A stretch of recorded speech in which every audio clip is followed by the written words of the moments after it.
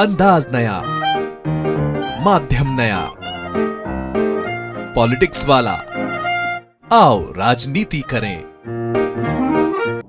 नमस्कार, मैं पंकज मुकाती, पॉलिटिक्स वाला पीएम टाइम में एक बार फिर आपका स्वागत है। प्रधानमंत्री नरेंद्र मोदी कन्याकुमारी में इस समय ध्यान लगाए हुए हैं 45 घंटे के लिए। लगता है कि प्रधानमंत्री को ध्यान की बेहद ज़रूरत है। उन्होंने इस चुनाव में काफ़ी मेहनत की है। कुल मिलाकर 206 से ज़्यादा रैलियां और रोड शो, 80 से ज़्यादा इंटरव्यू, 132 से ज़्यादा संपादकों से चर्चा। तो निश्चित तौर पर इस सब में कोई भी व्यक्ति थोड़ा सा थक जाता है। ध्यान लगाना अच्छी चीज़ है और प्रधानमंत्री 45 घंटे के ध्यान पर है। भारतीय पद्धति में ध्यान के अलग अलग महत्व बताए हैं। स्वास्थ्य तो ठीक है ही, प्रधानमंत्री स्वास्थ्य के मामले में एकदम दुरुस्त हैं, लेकिन इसके अलावा तीन चीज़ें, ध्यान से कई फायदे हैं लेकिन प्रधानमंत्री के हिसाब से तीन चीज़ें बेहद ज़रूरी है। एक तो याददाश्त, दूसरा किसी व्यक्ति के अंदर करुणा पैदा होना, और चौथी और तीसरी बात कि संतुलन बनाए रखना जीवन में, किसी के प्रति भला बुरा नहीं रखना और दिखावे के प्रति दूर रहना। और लगता है कि प्रधानमंत्री को इन सब चीज़ों की बेहद आवश्यकता इस चुनाव के बाद लग रही है। उम्मीद करते हैं कि यह ध्यान के बाद प्रधानमंत्री के भीतर करुणा भी पैदा होगी, वे फोकस्ड भी होंगे, संतुलन भी बनाएंगे और उनकी याददाश्त और दुरुस्त होगी। इसको समझने के लिए हम कुछ उदाहरण लेते हैं कि कैसे प्रधानमंत्री को याददाश्त की बेहद ज़रूरत है। एक उम्र के बाद व्यक्ति की याददाश्त कम हो जाती है, बहुत ज़्यादा मेहनत से, थकान से भी वो कुछ चीज़ें भूलने लगता है, और इस चुनाव में ये बेहद साफ दिखाई दिया है कि प्रधानमंत्री किस तरह से भूल रहे हैं। सबसे पहले उन्होंने ये कहा कि कांग्रेस का जो घोषणा पत्र है वो मुस्लिम लीग को आगे बढ़ा रहा है, जबकि कांग्रेस के घोषणा पत्र में ऐसा कहीं कुछ दिखाई नहीं दिया। 2 दिन पहले प्रधानमंत्री ने कहा कि अगर रिचर्ड एटनबरो गांधी पर फिल्म नहीं बनाते तो गांधी को दुनिया नहीं जानती थी। ये भी एक स्मृति दोष हो सकता है। याददाश्त में कमी से अक्सर इस तरह की चीज़ें सामने आती है। तीसरी बड़ी चीज़ जो प्रधानमंत्री ने कही है वो उन्होंने ये कहा है कि कांग्रेस अपनी संपत्ति आपकी भैंस खोल लेगी, मंगलसूत्र ले जाएगी, और ये सब एक राजनीतिक वो है, लेकिन इसमें कहीं ना कहीं उनका संतुलन गड़बड़ होना भी दिखाई देता है। प्रधानमंत्री इस उम्र में आकर उनकी याददाश्त कम हो गई है, ऐसा नहीं है। 2014 के चुनाव के पहले बिहार की एक सभा में प्रधानमंत्री ने इसी तरह का कुछ स्मृति दोष हुआ था, तो लगता है 10 साल से लगातार उनकी स्मृति कमज़ोर हो रही है और अब तो इसका असर कुछ ज़्यादा ही दिखाई देने लगा है। निश्चित तौर पर उम्मीद है कि इस ध्यान से उनकी स्मृति में सुधार होगा और वे सही तथ्य देश के सामने रखेंगे।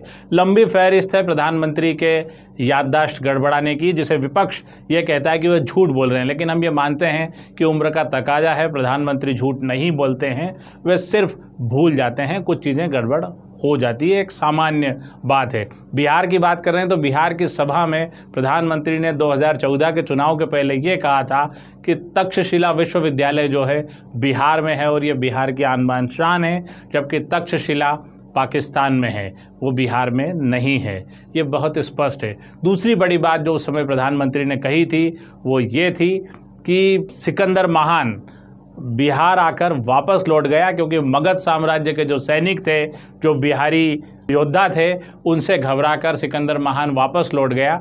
लेकिन ऐसा नहीं था, सिकंदर महान पंजाब से ही वापस लौट गया था, वो कभी बिहार तक गया ही नहीं। तो ये चूक बहुत पुरानी है और हम उम्मीद करते हैं कि इस बार प्रधानमंत्री फोकस्ड होकर निकलेंगे और बहुत दुरुस्त होंगे। हालांकि 45 घंटे में कितना फोकस्ड रह पाएंगे और कितना वो याददाश्त को बढ़ा पाएंगे, लेकिन फिर भी कहीं ना कहीं उम्मीद है कि ध्यान से चीज़ें सुधरेगी।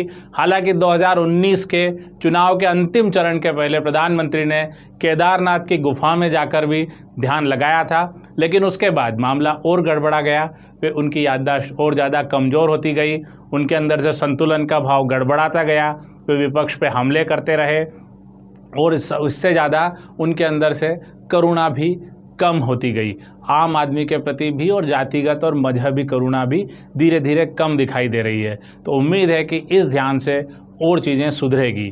ध्यान की बात चली है तो ये भी देखना होगा कि प्रधानमंत्री के अंदर एक करुणा का भाव पैदा होना चाहिए। वैसे वे बड़े करुणामयी हैं। उन्होंने एक इंटरव्यू में कहा भी था कि गाड़ी के सामने कुत्ता आ जाता है और वो भी अगर कुचल जाता है तो दुख होता है। इससे मालूम पड़ता है कि वे कितने करुणा से भरे हुए हैं। और अक्सर हम उनकी तस्वीरें देखते हैं, कभी वे मोर को दाना चुगाते हुए दिखते हैं, कभी कुछ, लेकिन यहाँ पर करुणा का भाव शायद वो भी याददाश्त और करुणा कहीं जुड़ी हुई है और मिसिंग हो जाता है बार बार। तो प्रधानमंत्री इस चुनाव में बार बार ये कहते नज़र आते हैं कि जिनके ज़्यादा बच्चे हैं उन्होंने देश को ये कर रखा है। तो ये भी एक करुणा का भाव, उनको सर्वधर्म समभाव और सबका साथ सबका विकास जो उनका नारा है उसके साथ चलने की ज़रूरत है। इसके अलावा प्रधानमंत्री को आम आदमियों के प्रति भी करुणा का भाव रखना चाहिए।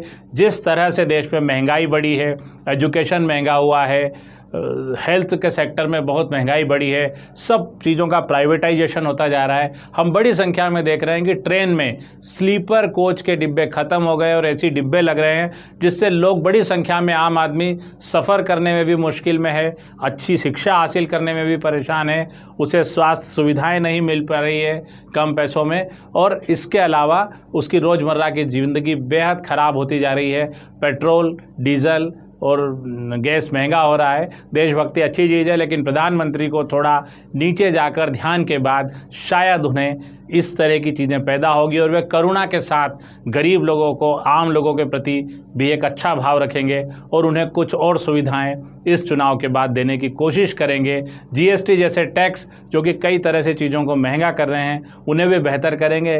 और हम उम्मीद करते हैं कि अगले किसी इंटरव्यू में जब उनसे ये सवाल पूछा जाएगा कि गरीबी की ओर बढ़ती जा रही है और अमीर ही अमीर होते जा रहे हैं, तो उसमें वे हंसकर ये नहीं कहेंगे कि क्या पूरे देश को गरीब कर दूं।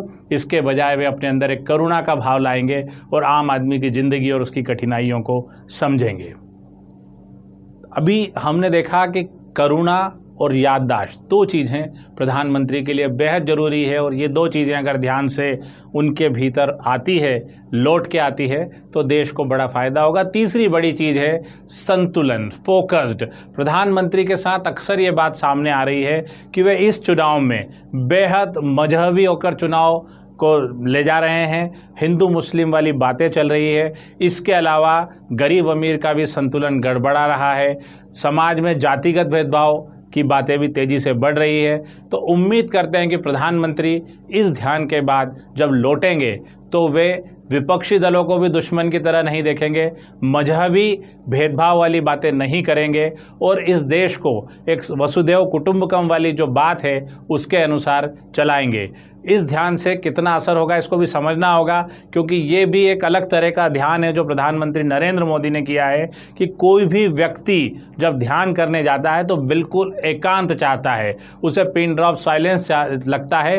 लेकिन प्रधानमंत्री नरेंद्र मोदी 25 से 40 कैमरों के साथ ध्यान करने गए हैं और वो कैसे इसको संतुलन बनाए होंगे, कैसे उन्होंने खुद को फोकस्ड किया होगा, कैसे उन्होंने खुद को ध्यानी के तौर पे बनाए रखा होगा, ये भी एक बड़ा रिसर्च का विषय है जिस पे बाद में मेडिटेशन के गुरु रिसर्च करेंगे कि कैसे कोई आदमी 30-40 कैमरों के बीच में ध्यान लगा सकता है। तो आज हमारे मुद्दा यही है कि प्रधानमंत्री ध्यान के बाद जब लौटेंगे तो हम उम्मीद करते हैं कि वो इस तरह का बयान नहीं देंगे कि पूरे देश को गरीब कर दूं। वे करुणा का भाव गरीबों के प्रति भी रखेंगे। दूसरा, सिर्फ अमीरों के लिए नहीं सोचेंगे।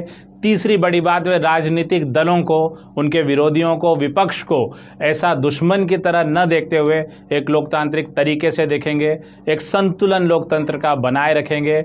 और चौथी बड़ी बात कि प्रधानमंत्री इस ध्यान के बाद ऐसी भाषा नहीं बोलेंगे जो उन्होंने ध्यान में जाने के ठीक पहले कही थी कि मेरा मुंह मत खुलवाइए, अगर मोदी मुंह खोलेगा तो तुम्हारी 7 पुश्तों की पोल खोल देगा। उम्मीद करते हैं कि प्रधानमंत्री दया, धर्म, करुणा के साथ लौटेंगे और इस देश को एक नए ढंग से चलाएंगे, वसुधैव कुटुंबकम की प्रणाली से चलाएंगे, लोकतंत्र को लोकतंत्र के हिसाब से रखेंगे और आम आदमी को पूरी सुविधाएं मिल पाएगी। उन पर जो ये आरोप लगता रहा है कि प्रधानमंत्री कारपोरेट की सरकार चला रहे हैं, इसे वे गलत साबित कर देंगे। ध्यान के दौरान उन्हें ये सब दृश्य जरूर दिखाई दिए होंगे, उन्हें आम आदमी की परेशानियां जरूर दिखाई दी होगी, ये हम उम्मीद करते हैं। और बाकी अभी हम 45 कैमरों से किस किस तरह के पोज आते हैं वो आपके सामने रखेंगे। आज के लिए इतना ही। अगली बार फिर एक नए विषय के साथ आपसे रूबरू होंगे।